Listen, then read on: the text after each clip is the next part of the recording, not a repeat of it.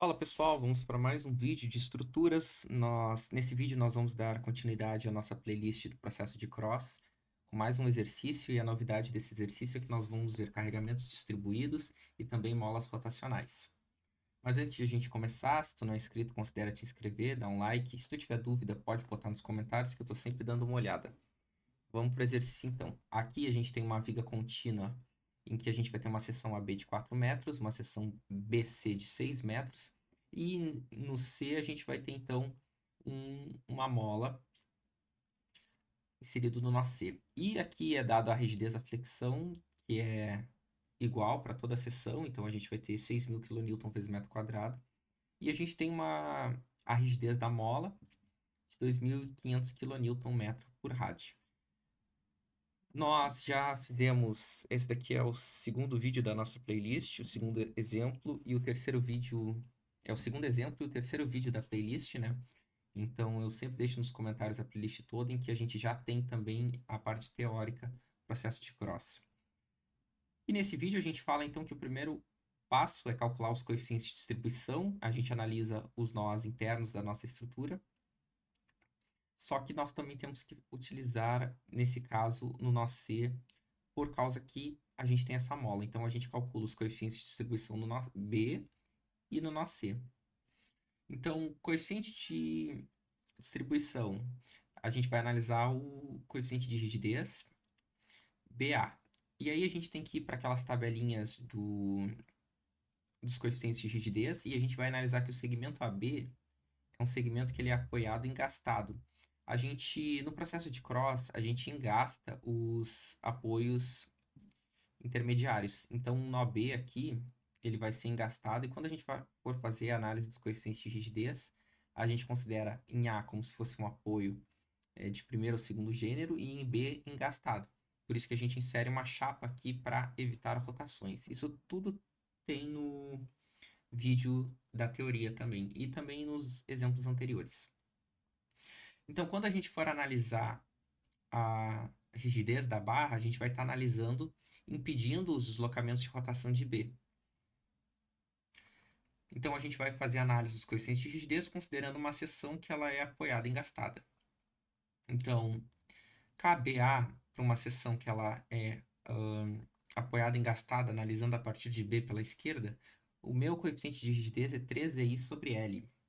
Eu vou mostrar aqui a tabela para vocês. Vamos ver aqui. Aqui a tabela que a gente analisa é essa aqui, ó. 13 aí sobre L. Então, as tabelas que a gente usa é coeficiente de rigidez, barra, engastada, apoiada. Então, 13 aí sobre L. Neste caso, voltando aqui para o nosso exercício, então, no nó B, a gente vai ter um coeficiente de rigidez de 13 aí sobre L, que vai dar 0,75 EI. E a rigidez de BC, agora, então, vai ser uma seção que ela é engastada, engastada também. E a seção engastada, engastada vai dar 4 EI sobre L. Então, a gente vai ter esses dois valores, e quando a gente for fazer o somatório, porque a gente quer saber a rigidez no nó, a gente vai fazer então o somatório da rigidez dessas duas parcelas, e aí o meu coeficiente de distribuição vai ser uma relação entre o meu coeficiente de BAA sobre o somatório. Então vai dar esse valor aqui, 0,75 EI divididos por 1,417 EI. E aí eu vou me dar um coeficiente de distribuição de 0,529. E em BC é a mesma coisa, eu vou pegar essa rigidez aqui de 0,667 EI e vou dividir pelo somatório dos meus coeficientes de 1,417 EI. Então eu vou ter 0,471. Nota-se que o somatório dos meus coeficientes de distribuição tem que ser 1. Então, se eu somar essa parcela com essa parcela aqui, tem que dar 1. Fiz para o nó B, eu tenho que fazer para o nó C agora. Eu tenho a minha rigidez de CB, que é 4I sobre L, porque eu estou analisando uma seção que ela é engastada, engastada. Nesse caso, aqui eu utilizei a, a rigidez, como eu tenho a parcela que tem a rigidez da flexão em cima e embaixo, eu posso utilizar tanto a rigidez relativa quanto a rigidez absoluta. A rigidez relativa, ela desconsidera o EI, porque esse EI ele vai ser cortado aqui, ó. Aqui, quando eu fizer o meu coeficiente de distribuição, o meu EI ele corta. Então, eu posso calcular esses meus coeficientes em termos relativos, que é sem inserir esse EI aqui. Aqui no nosso C, eu tenho que considerar ele em termos absolutos, por causa da mola. Então, a minha rigidez de CB vai ser 4EI sobre L. O meu EI vai ser 6.000. Então, a minha rigidez aqui vai ser de 4.000. E a minha rigidez da minha mola vai ser os 2.500 que está dado no enunciado. Quando eu for fazer os meus coeficientes de distribuição, eu só tenho que fazer esses 4.000 divididos pelo somatório da rigidez, que é o somatório da rigidez no nó, nesse caso do nó C, e eu vou chegar nesse coeficiente aqui. E eu tenho que fazer a mesma coisa na mola. Então, eu pego esses 2.500 divididos por 6.500 e eu vou ter esse coeficiente de distribuição aqui. Certo? O próximo passo é calcular os momentos de engastamento perfeito. Então, é isso que eu comentei. Quando a gente restringe a rotação, a gente insere uma chapa. E aí, esses esforços a gente chama de ações de engastamento perfeito. Nesse caso, a gente está calculando os momentos. Então, a gente chama de momentos de engastamento perfeito. A gente vai ter a seção AB, que eu comentei, que vai ser uma seção apoiada e engastada, com carregamento distribuído, que é uma ação externa de 16 kN por metro, e uma outra seção BC, que ela vai ser uma seção engastada com 16 kN por metro. Quando eu for calcular as ações de engastamento perfeito, eu utilizo uma tabela auxiliar, né? Mas eu já botei o nosso caso de interesse, então barra engastada com carregamento distribuído. Nesse caso, eu estou analisando a seção BC, né? Que é seção engastada com carregamento distribuído, né? Eu teria que ter também a tabelinha para a seção engastada apoiada.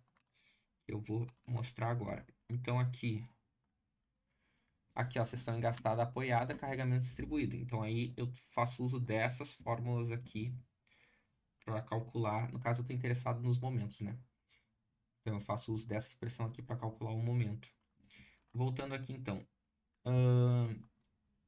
Momento em B pela esquerda, então, eu vou ter menos PL ao quadrado sobre 8. O meu L é a minha seção de A até B, que é 4 metros. O meu P é o meu carregamento distribuído, que é o 16, dividido por 8. Eu vou ter, então, menos 32 kN. E o meu momento em B pela direita, agora faz referência a essa seção aqui, que é PL ao quadrado sobre 12, que é essa expressão que está aqui.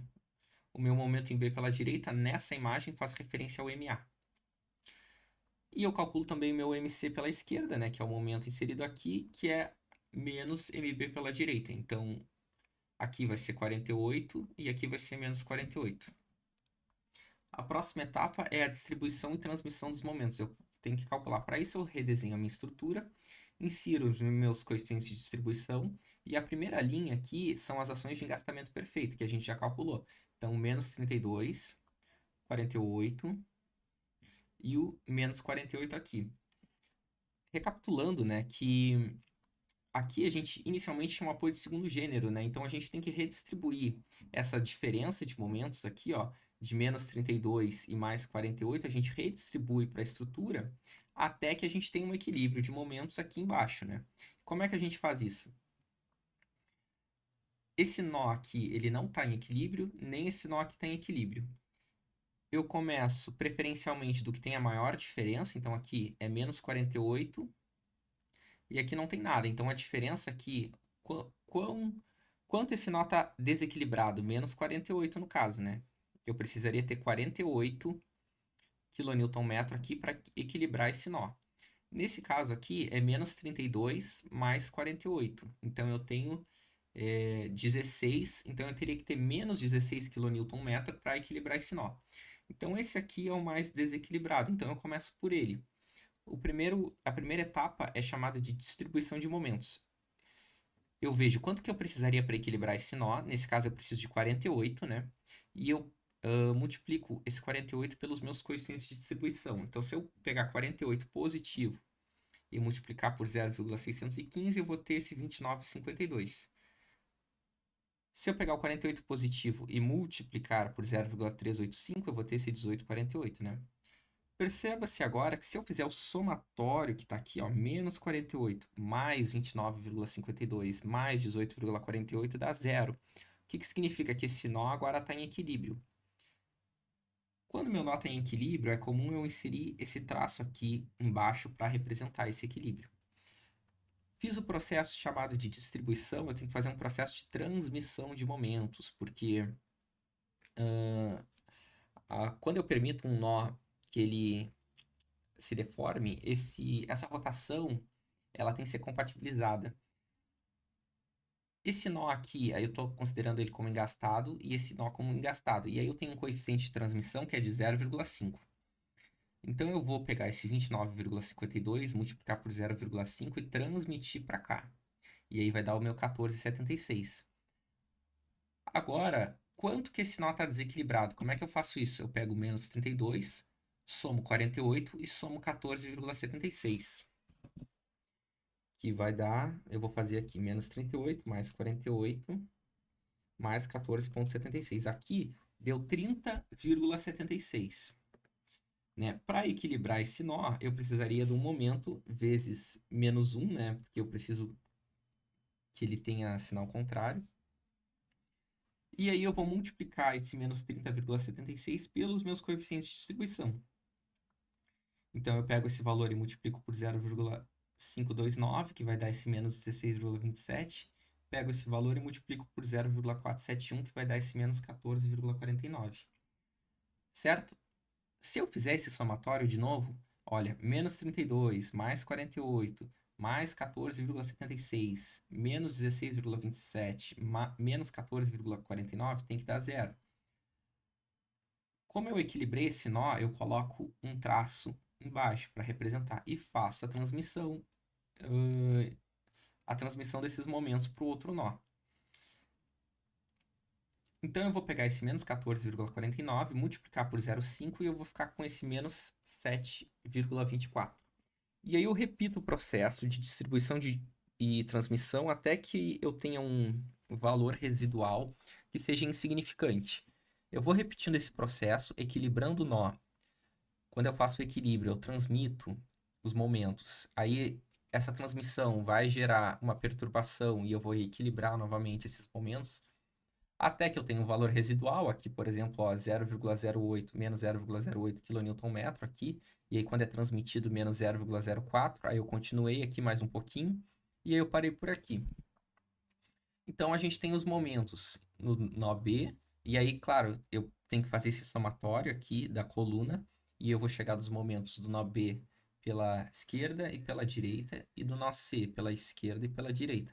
Perceba-se que o somatório aqui tem que dar zero.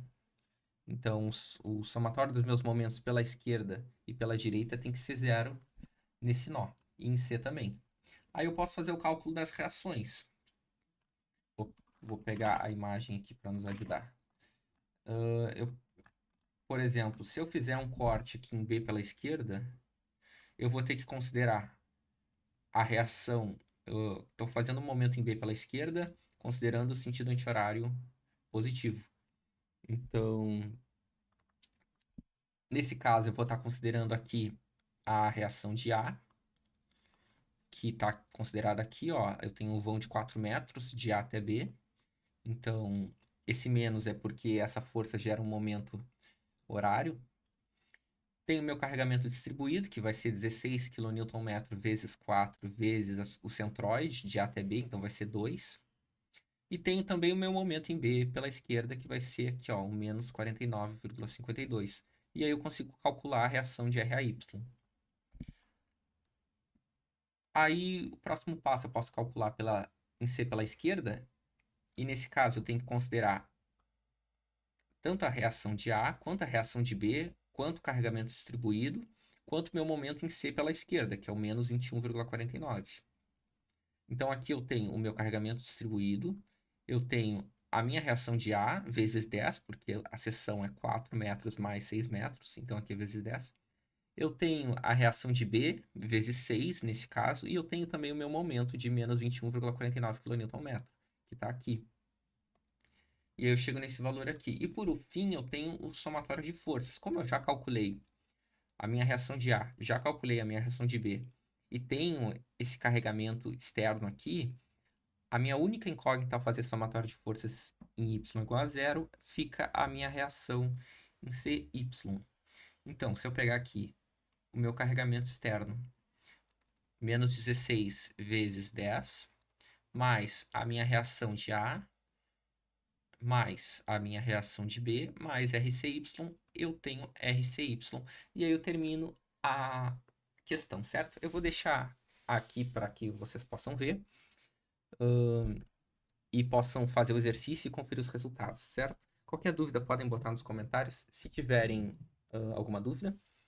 E não se esqueçam de curtir o vídeo e de se inscrever no canal, tá bom? Bons estudos, até mais. Valeu!